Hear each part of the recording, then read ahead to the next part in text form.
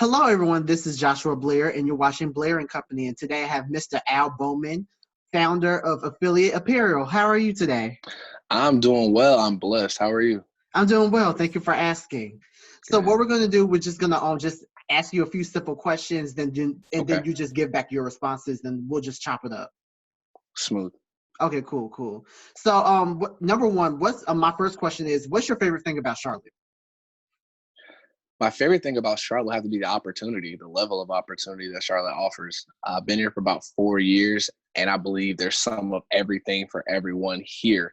Whether you're a socialite, whether you're into fashion, any type of design, education, cooking, anything. There's a lot of opportunity available for whatever it is, a trade that you want to get into, or if it's just something that you have an interest in that you just want to be around, if you're a blogger or if you're some type of host. There's something for everyone here in Charlotte. Do you have like a specific place you like to hang out at, or like a specific type of restaurant? I typically go for non-franchise, and Charlotte has a lot, but I would probably say one of my favorite to go to would be a Seventh Restaurant Lounge uptown. Oh I yeah, I think, love Seventh yeah, Restaurant. Seventh is really smooth. I think it's because it's just the vibe. It's not too big of a restaurant. Like I said, it's a non-franchise. If you ask me personally, it is black owned. So that is something that I do prefer. Their hmm food is really good. They have a brunch menu. They serve brunch all day. They've also got, they have specials throughout the week. They have industry night on Wednesday night. So it's like $5, liquors, drinks that are non-top shelf. So that's pretty cool. And it's just the people that work there are really nice. The parking, it's one of the few places right there in the middle of Uptown Charlotte that has free parking, which is hmm really cool. They got like 25 free parking spaces, and if you miss those, then you just have pay to park. But I think the location is nice. It's cool to park there, go eat, then you can walk around, do other things. And they actually have And a then lounge remember, the lounge is right next door. directly right next door, and it's owned by the same people, which is really cool. hmm So the management there, they're very personable. You can talk to them, have full conversations. If you're looking to book the venue, either one of the venues, we posted a brunch there. It was really nice. So I really enjoy Seventh Restaurant, and of course 321 Lounge right next door. 321 Lounge is really nice as well. So that's probably one of my favorite places to go because you get more bang for your buck. You get more value going there. Yeah, I definitely agree. That restaurant is really good, and also Yeah. right across the street is like Sage Restaurant and Right. Lounge. So I like that Right. little area because it's like different like black owned restaurants, and it's right in Uptown, and then it's not that far from the Spectrum Center where the Hornets It's play.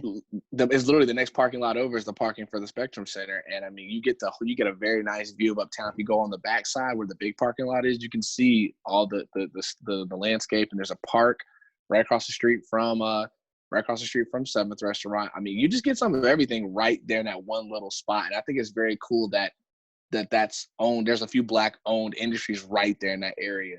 So it's definitely a spot that anytime anyone comes in town, they recommend. I'll take people there when they come to visit the city because I've had nothing but great experiences since going there, and their food's pretty good. I mean, their food's really good. Their chicken's like golden, crispy, like it's amazing. It's all hmm fresh. But yeah, just really good people, really good time. They have live DJs coming on the weekend, so it's an aesthetic that you get when you go to like in Atlanta Or go to and things like of that nature. DC. There you go. Same thing. It's so dope to just go and you feel like you're somewhere else when you go there.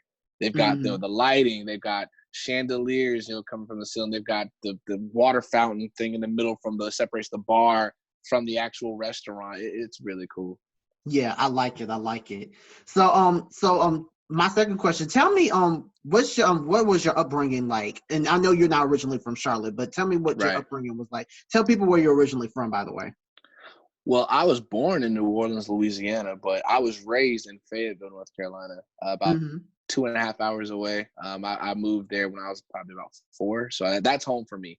hmm I would like to say that I started going to school there. I went to a predominantly white high school, so I think a lot of the culture that I learned coming to Charlotte was something unlike I'd seen before. Seeing a lot more African Americans in corporate settings and things of that nature. I hadn't seen a lot of that before, so I liked it here. It definitely was a game changer coming to Charlotte. But growing up in Fayetteville, it's a bit different. You have people like J. Cole. He went to my high school, so hmm a lot of people. Fayetteville really got put on the map within the last 6 to 7 years because of him.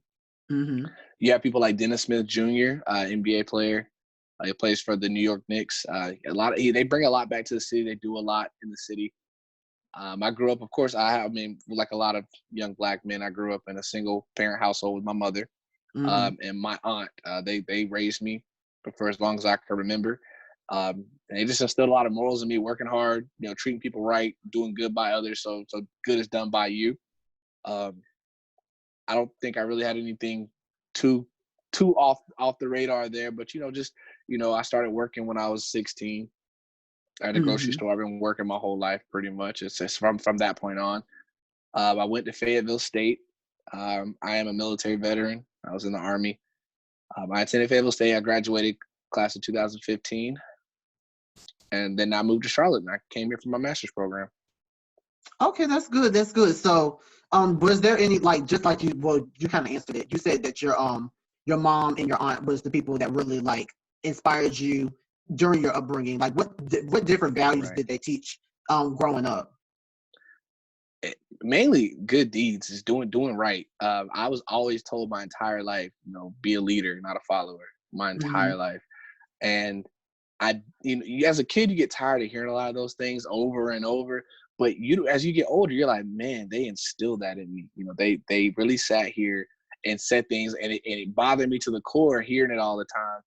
I was always told, don't, when people ask you to try to smoke or people try to ask you to drink, I play sports. I play sports my whole life. So it was always, tell them you're an athlete, you don't do that kind of stuff. And, just be a leader, always be a leader, do your own thing.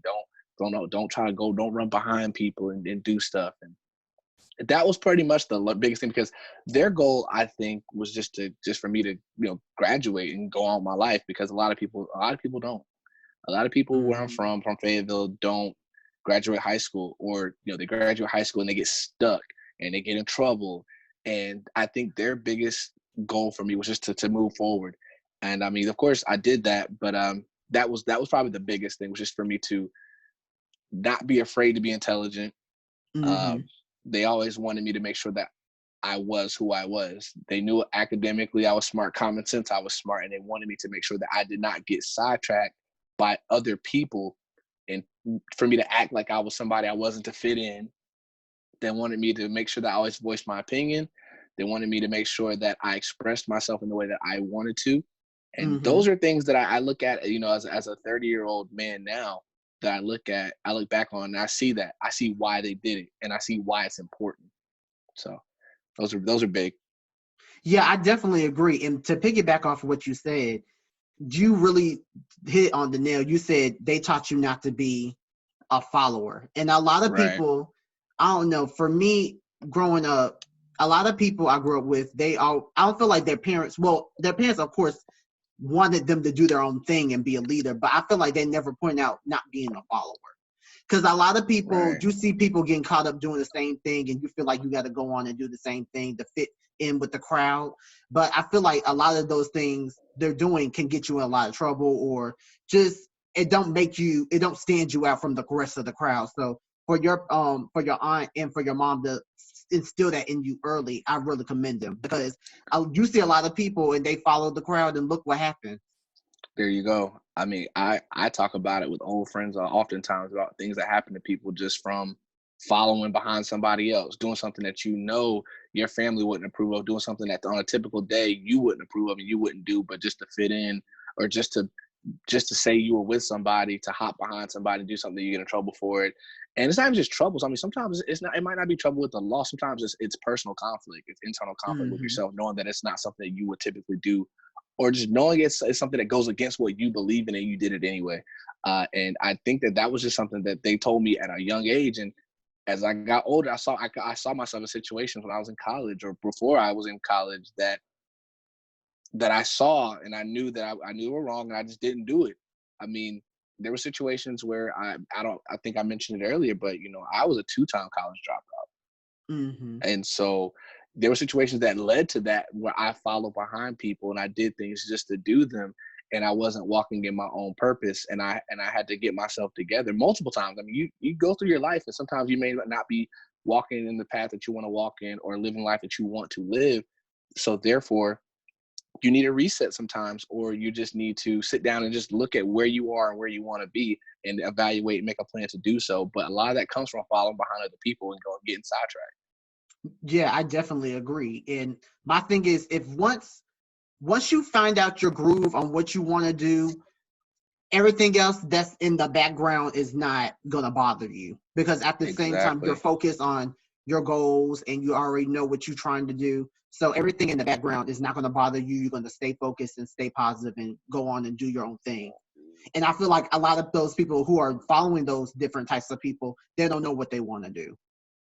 Exactly. And you piggyback off of these people thinking this may be what you want to do in this time or in this season because of who you're around, but Mm-hmm. not because of who you are and who you want to be. And I almost, in a sense, feel that that's okay for a short amount of time, because sometimes we don't know. Sometimes we didn't grow up in households where they say, this is what you're going to do. This is who you're going to be.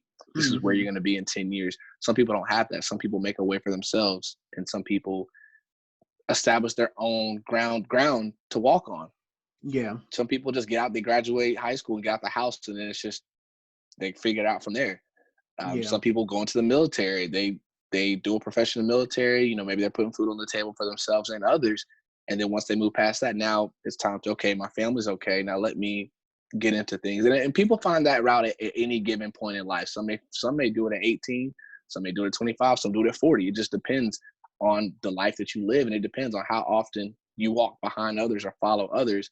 It depends on when you step from behind those others and then lead for yourself. So I definitely think that it's something that it's hard to control, but it's also necessary to be aware of. Yeah, I definitely agree. I definitely agree. So, moving on towards that, you said that you were in the military. How was that experience? Because a lot of people, like once they got to high school, it's always been a topic of what you're going to do after high school. You're going to go to college. You're going to be in the workforce. You're going to go to the military. So, what was that experience like for you? Well, Fayetteville is actually a military town. I mean, Mm-hmm. we're literally on top of Fort Bragg. So being from there, you know, at some point you're either going to go in the military. I mean, going out of high school, you're either going to college, going to the military, you know, working at your family's company or restaurant, whatever they have, or you're gonna, you know, work the same job you had in high school, you know, try to get promoted, work your way up the ranks, or work at some factory, packing plants, things of that nature. For me, it wasn't something that I saw myself doing initially. I did ROTC in high school for 3 years, or 4 years actually, Mm-hmm. and from there, I told myself, okay, I'm going to college. I went to play football in college, and it didn't work out. I left school. I came back home. I went to community college. I dropped out due to my academics. I flunked out essentially, Mm-hmm. and from there, I just felt like, you know, I had a daughter on the way, and I wanted to do something that was a bit more concrete and stable for her. So that's what I did. I will say I commend any and everyone for their service. It was not for me. It wasn't a Mm-hmm. terrible experience, but it was not for me. I feel like I kind of knew who I was the whole time, from the time I was 21 and I went to the military. I feel like I knew who I was. I'm the same person I ended up being now. So I just think that I just had to take a route and do what I had to do to take care of myself and others in that meantime, before I could actually execute my plan, as in getting my multiple degrees, um, being the creative that I am now, just being who I want to be. So the military for me, I learned a lot. I did receive educational benefits that got me through college, and I'm thankful for the time that I spent there. But overall, it was not a career path for me. I think that's what it is. It's meant for some people. Some people it may not be meant for. Some people, a lot of people say, if you want to go in, I mean, in these current times, is it the best time to go in? I don't think so. But everyone goes in for a different reason. I mean, it could be stability. It could be the love of your country and wanting to serve. It could be because you had no other option living under someone else's roof. I mean, me personally, it was something that granted me stability for myself and my family. So I did it. Yeah, I got And you. I got you. yeah, I served my time, and, you know, I got out and I'm able to continue to live my life. I mean, a lot of people maybe don't get those options in the military. Some people, you know, get deployed and go through war and they come out, you know, a certain way, those are some sad stories. But fortunately for me, I did not have any of those types of stories. So I'm here now, and I'm living in my purpose. That's good. That's good. And I feel like that kind of helped you. Well, it gave you the discipline to go on to what you're going on doing now. As in, so transitioning. How did fashion come into play? I've always liked to dress. I think Mm-hmm. I can remember times even when I was in the military. I love putting outfits together. I like picking stuff for other people, but I never really imagined it being where it is now for me. I never really looked into being a CEO of a clothing brand and doing Mm-hmm. certain things. So it came in, like I said, I've always liked to dress. I like, even as a little kid. I mean, my mom and my aunt always made sure I had this and that. Back in the day, it was always Nike, Reebok, Adidas, all that kind of stuff. But as I got older, once I got out the military, I was in college. I think going to an HBCU really impacted fashion for me. Mm-hmm. Uh, you just saw different styles, and that was my first time I think I saw how people that look like me dressed, but in such a variety. You saw how people dressed in business. You saw how people dressed in business casual. You saw how a lot of the creators dressed. You saw the style, just the stylish, trendy looks. And so I got a taste of everything, just seeing people in different forms of fashion and how they dressed, even guys, girls, everybody. So after graduating, I went to grad school here in Charlotte, and during that time, I got about halfway through grad school. Mm-hmm. So 2017, I remember going on Facebook and just posting a post saying I think I want to start a small business once I graduate. Mm-hmm. Ironically, I saw that post maybe like 3 or 4 months ago on my like just on my timeline. It popped up from On two your years ago. memories on Facebook. Yes, and I was Mm-hmm. just like, wow, I forgot all about that. Just getting into the portion of I was going to fashion shows here in Charlotte, and getting in just always being on the fashion scene.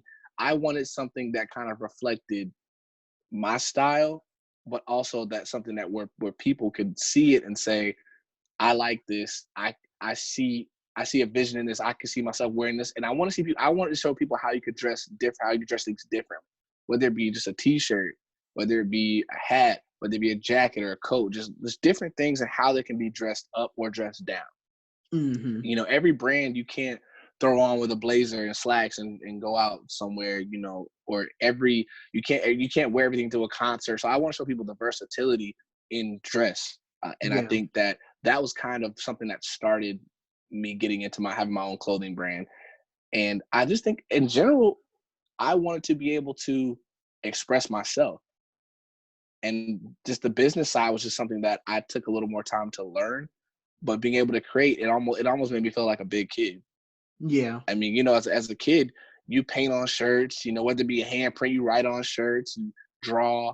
And I think that artistic side came back out because I used to draw as a kid. I used to make stuff as a kid. And I think that being an adult now, I find it fun. It's something that a lot of people will find stressful or irritating, the decision-making process, the creative process. And I love it. I love every bit of it. I love That's taking good. things from a blank slate and then putting something on it, or even just figuring out what's in season. I think that's fun. I think finding out what's in season. I think finding out colors that are in season, trends that are in season. So it's not just a t-shirt, but maybe the way it's worn. Is it oversized? Is it fitted? I think that putting the whole piece together. So I supply pieces, and then you take your interpretation of it. That's why it's affiliated, Mm-hmm. because you're wearing my brand, but you're doing different things with it to make it yours. Yours, exactly. Right.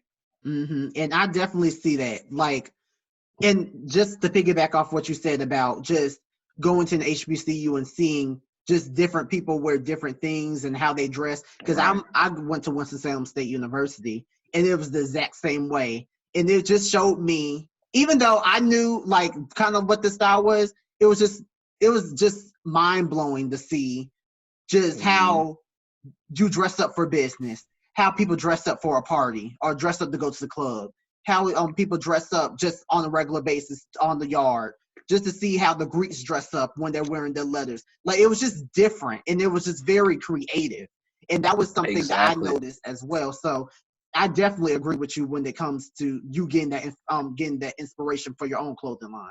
I think the biggest thing was watching a transition of people come in dressing one way, and then when they leave, there's memes that they make now talking about how Yeah, that is true. we started HBCU, and then we finished in HBCU, and it's got you dressing one way and dress another. And it's very influential. And I think that the empowerment that they provide, as well as in doing what you want to do, being who you want to be, and just striving for greatness. I went, of course, I don't know if I voiced it on here, but I went to the illustrious Fayetteville State University Mm-hmm. for my undergraduate degree. And it was mind-boggling seeing freshmen come in, some of my mentees that came in dressing one way. And when they graduate, I'm looking at them like, man, like before and after, throwback transformation Tuesday, I need to see them, because it's crazy. We all have them. Some people call it glow up.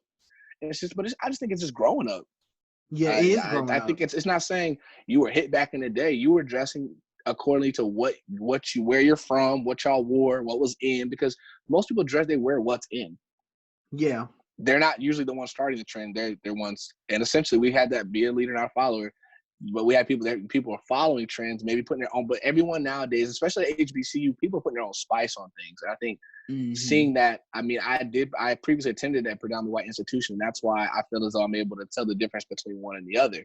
Yeah. So, not to bash them, it's just that you see a different aspect of things with dress and with style, and it's just so much flavor behind it. Every now and then you get that nostalgic feeling when you're on the yard on a campus, and you feel like, oh man, I catch a school days, I catch a different world vibe. I'm catching, these old school vibes just when you're just hanging out sometimes with the people, and everybody's just got their own thing going on. So I definitely appreciate that. It definitely set the precedent for me to move forward and do my own thing when I felt the time was right, after I'd done my research and looked at the market and just felt as though I was able to do it. That's when I was able to start. I got you. So, just looking back, so once you got to Charlotte and you already had, were you already in Charlotte when you create affiliated apparel, or were you still in Fayetteville? I was here in Charlotte, so affiliated apparel I did not create affiliate. It took me almost a year, first of all, to even decide on a name and an alleyway I wanted to go down with the fashion. So affiliated apparel became an LLC in March of 2018. I didn't launch my first item until December of 2018. Okay. And then I hosted my first fashion show in March of 2019.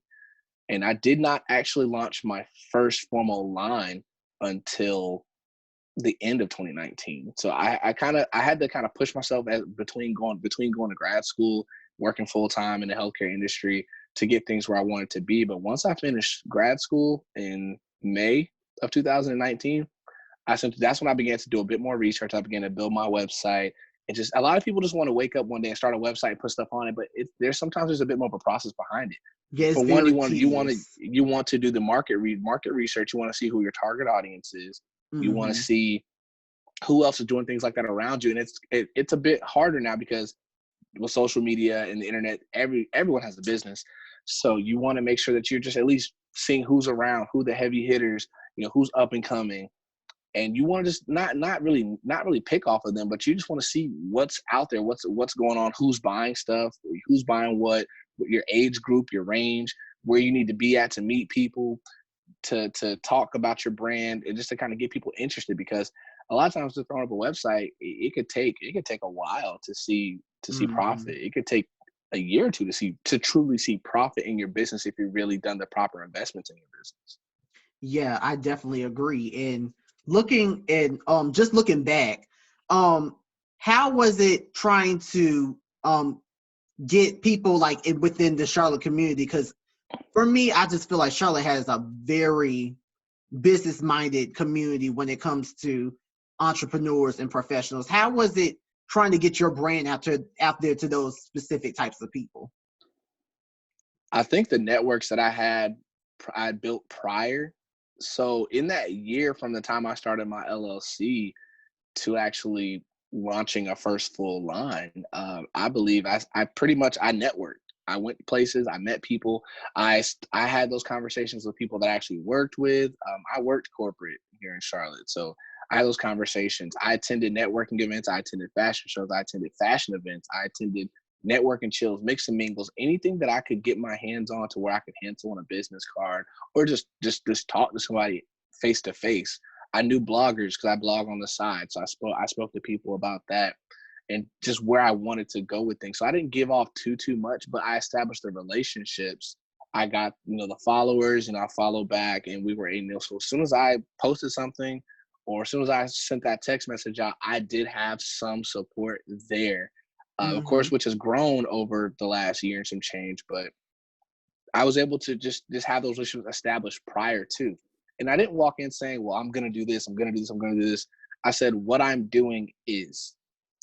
I don't like to say trying. I don't like to say getting to where I want to be, because you have to also work in the season and work in the moment. Exactly. So I told people, well, I'm networking, and a lot of people tried to kind of attach the influencer socialite brand on me, and I didn't want that because I wanted the fashion, the design.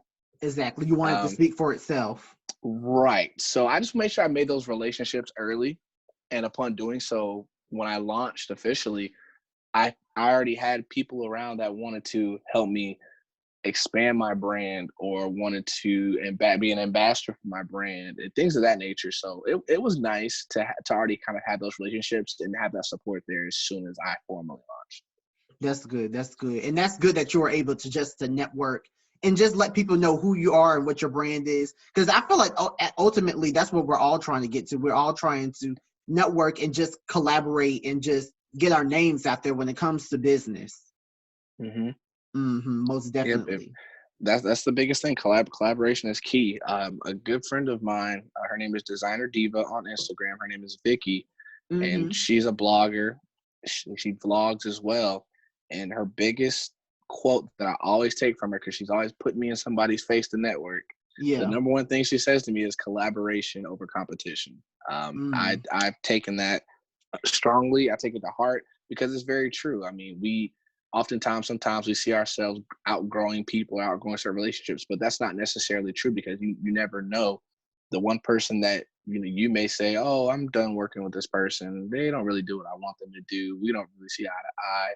And then you turn around 2 weeks later, they may have hit a legit 100K on the gram, or may have hit, something, may have gotten a deal, or whatever the case may be, to where they've grown. Yeah. And now you want to go back and try the relationship. It's just to say, you don't always have to work with people. But you can collaborate by supporting somebody. Exactly. That's a relationship. That's a working relationship. And that's what it's all about, having those solid working relationships. And you don't have to be best friends with someone, but maybe you repost their event. Maybe you repost, a video they dropped. I mean, or just commenting under pictures, supporting. That's all it really is. Comes down to liking stuff. But you have people that are out here that really will just say, "Oh, I don't really care for this person, so I'm not gonna like their post." It's just like, well, why do you follow them? For me, I feel like that's very petty. Especially, it's like, why do you follow them? Yeah, exactly.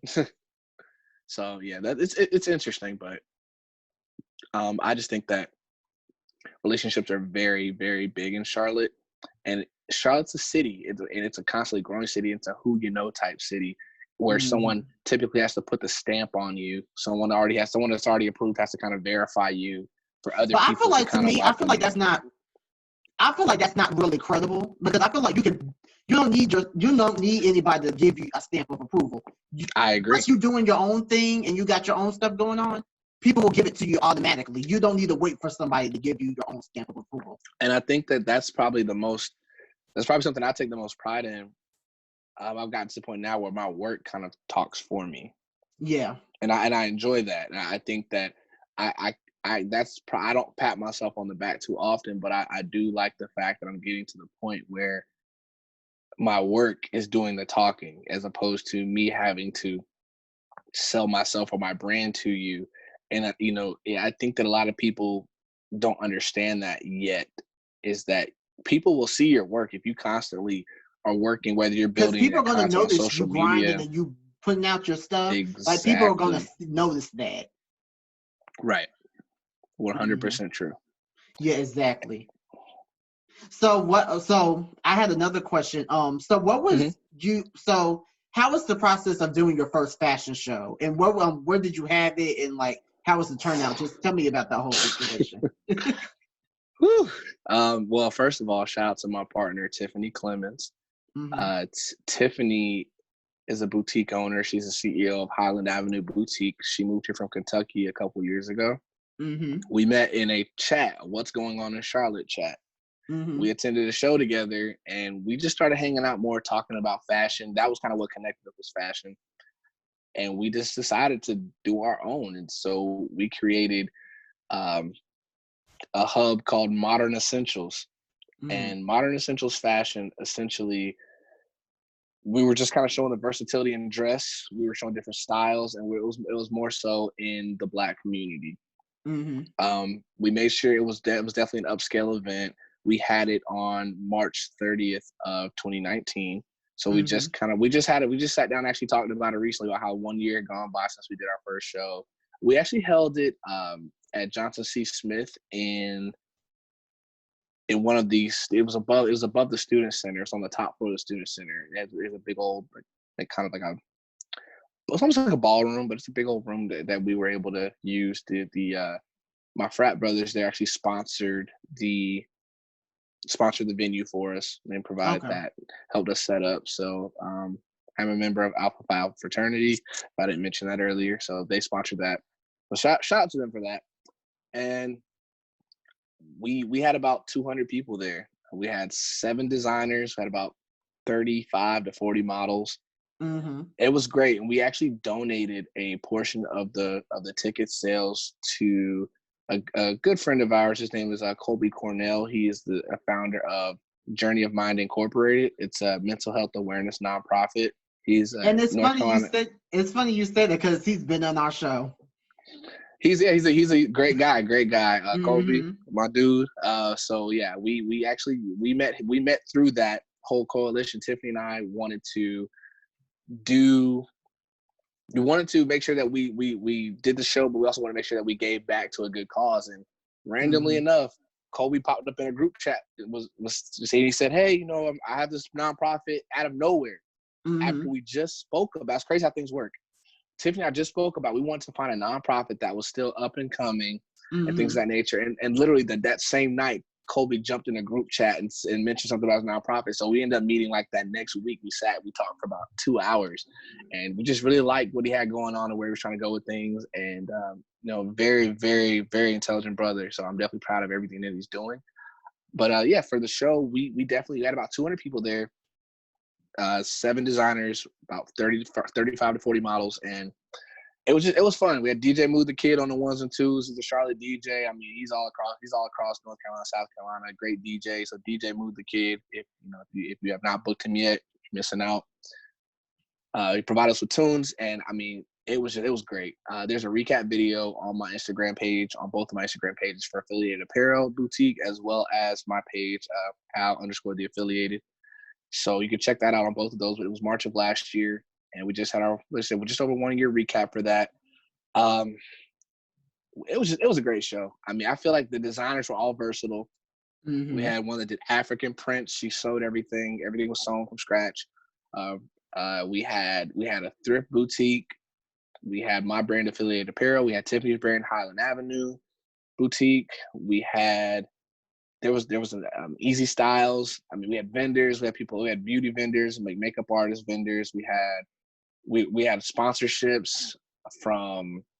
I mean, there was a black cupcake company. I mean, we were getting some people were just coming from everywhere. And it was so great to have everybody come around. We had a mix and mingle the night before, which was really cool. People got to come in, just network. So like the designers got to come. Of course, the host for the show, and also the vendors, the sponsors came as well. So everyone just got to meet, talk, mingle. Ohavia Phillips hosted our red carpet prior to the show. She's been on been here on our too. show as well. You see that and how the networking thing goes. Exactly. I mean, so she was great. That was the first day we met, and we've been cousins ever since. Mm-hmm. In case she happens to see this, we have been cousins ever since the night we met. It was just a great vibe, and I think that we brought a different demographic to the urban fashion or to Black operated fashion shows in Charlotte. And we've actually been working on another project coming fairly soon between Tiffany and I. We've just been back and forth with what we want to do, how we want to do it, how I think when you do something so great, it's hard to figure out how you want to top it. And I think that's been Exactly. the crazy part. It's like, well, how are we going to top the next event? And I mean, people have been asking, you know, we've had models asking, you know, when are you going to do your next event? When was the next show? We love the last show. We're telling people it's coming. So, you know, just hang tight. You know, we got some things coming together. We had a really dope e-board that helped us put everything together, and it was just really cool. It was really cool. It was it pretty much came out exactly what we wanted it to be. The aesthetic, the people, the energy. I mean, we had chicken wings when people walked in. I mean, they had finger foods. I mean, people were throwing down. So it was just, the show was great. And we had an expression wall, which was probably one of my favorite facets of the show was the expression wall. So we had a big old wall. We just basically rolled out just yards and yards and yards of like black paper and just blacked out a wall and gave everyone chalk. So people got to come and just write thoughts, expressions, positive energy, quotes, and just it was just full. So I mean, I have some throwback pictures of that I might post pretty soon just so people can kind of see what we had going on there with that. But that was really cool. People got to read it. People got to look at it, write on it, read it, and there was takeaways from every piece. We have a live painter there. So people just got to come in and get a piece of everything at that show on top of the actual fashion. You got to see how people could wear African prints with, you know, with new school kicks, new sneakers are dropping, Yeezys, stuff like that. I mean, Fila, like for the women, I mean, you got to see different looks and see how things were dressed up, dressed down.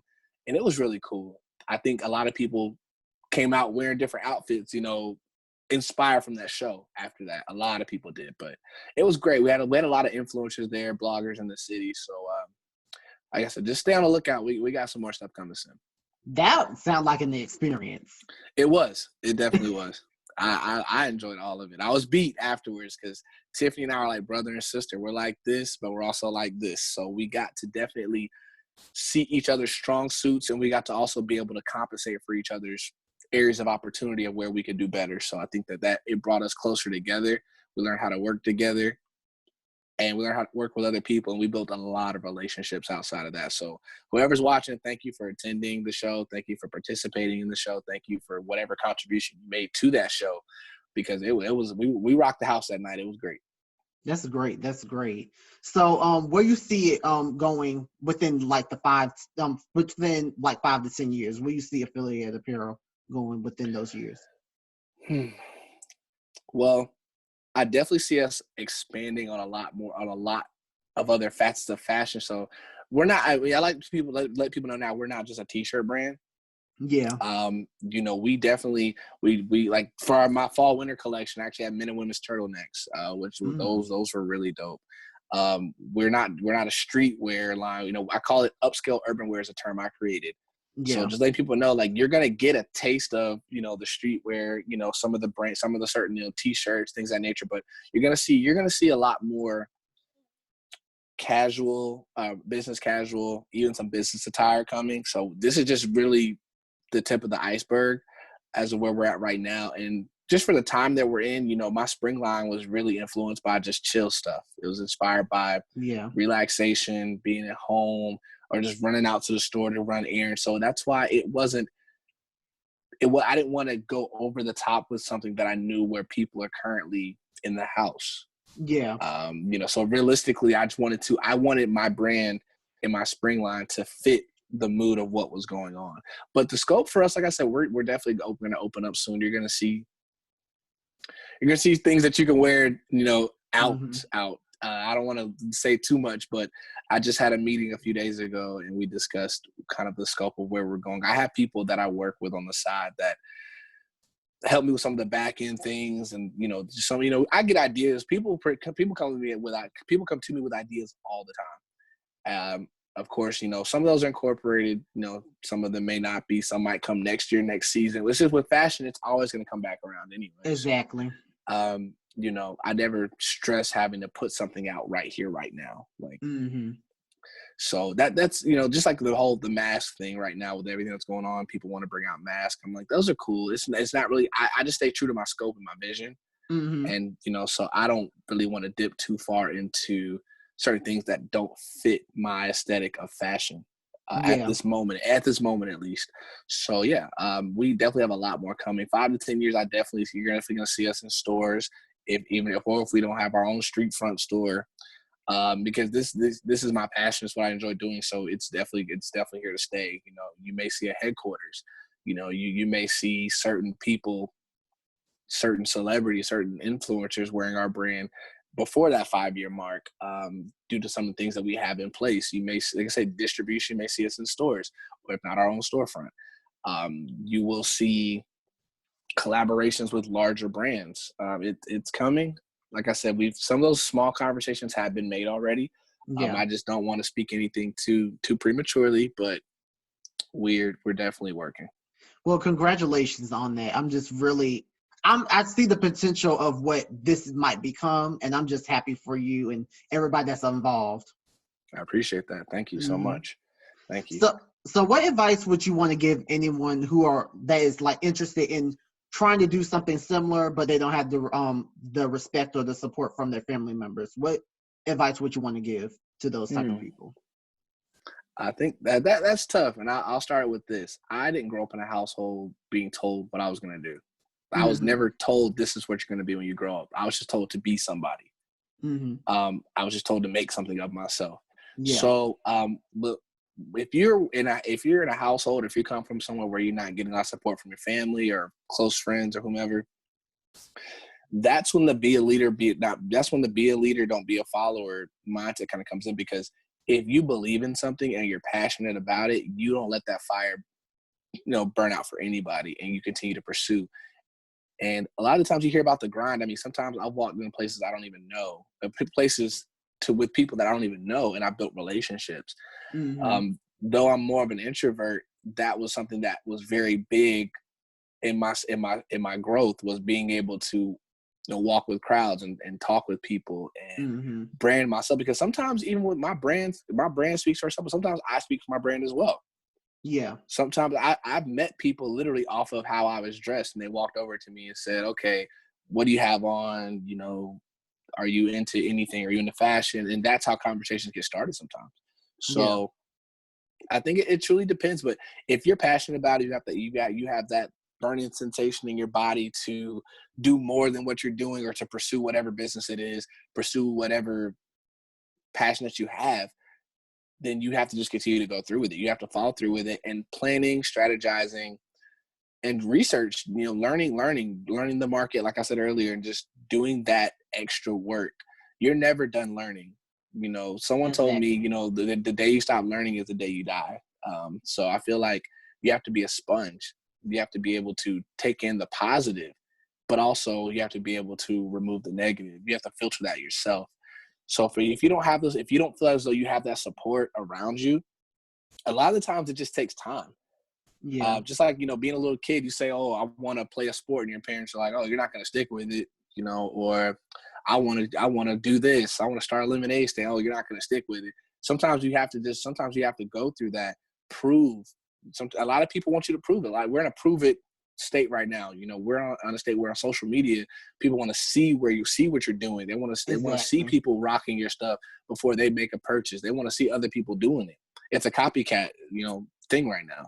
So sometimes people have to see it. You have to earn that respect out of people. Because I will say, some of the people that support me now didn't support me when I first started, or didn't share my stuff, or didn't purchase from me, or whatever the case may be. And it took time. It took them to see other people doing it for them to get on board with me. So you have to have grit with this. Yeah. You have to have grit. You have to be able to withstand the bad times to see the good times. Exactly. You have to be able to continue to push through, even when people you feel as though should be supporting you don't support you. Because those are probably going to be the last people to support you, the people that you would expect to support you anyway. That's just the business. So you have to be able to look at that, and if you're passionate about it, you'll work through it. Yeah, that's true. And I would say, if you believe in yourself and you stay focused, it's going to happen for you. Exactly. I agree. Most definitely. So where can we find you on social media, and where can we find your clothing line on social media? Nice. So you can find me on social media on Instagram at Al_the affiliated. You can also find Affiliated Apparel's Instagram page at affiliated.apparel. Mm-hmm. Also on both of those Instagram pages is also my website for Affiliated Apparel Boutique. It's in the link on both pages. But also you can go to www.affiliatedapparelbtq.bigcartel.com to get to my website. As well as we are on Instagram. We are on Facebook as well for Affiliated Apparel. You can find me on Facebook at affiliated.apparel. So the Instagram and the Facebook are the exact same. If you do want to follow my personal page on Facebook, it is my first name, my government name, what my mama named me, Narciso, Narciso, Al Bowman, Bowman. If you want to follow me on Facebook as well. So follow back, all that good stuff. Okay, cool. And what events or what different things you have going on since we're in this COVID-19 quarantine season? Interviews. I've been doing just, doing interviews, getting the brand out. I have an IG Live interview coming up with NC On Scene, as well as I've just been trying to just build my branding strategy. I think that's very important. So I'm using this time to just learn and educate myself and research, doing a branding strategy, because branding and marketing are two different things. So I've been learning branding, I've been learning marketing, and how I can do better at both.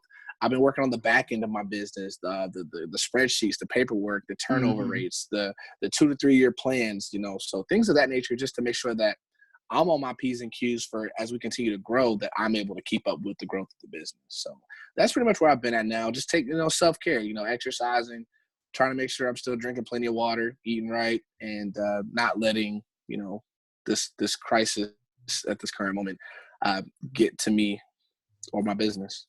That's good. And that's a great mentality to have, especially in this quarantine season, because I feel like people just starting to lose their minds at this point.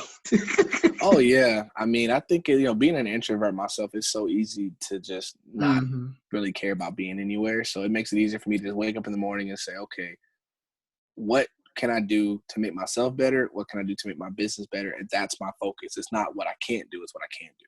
Exactly. Well, thank you so much for being on the show, Al Bowman. My name is Joshua Blair, and you're watching Blair and Company. And thank you so much. We'll talk to you later.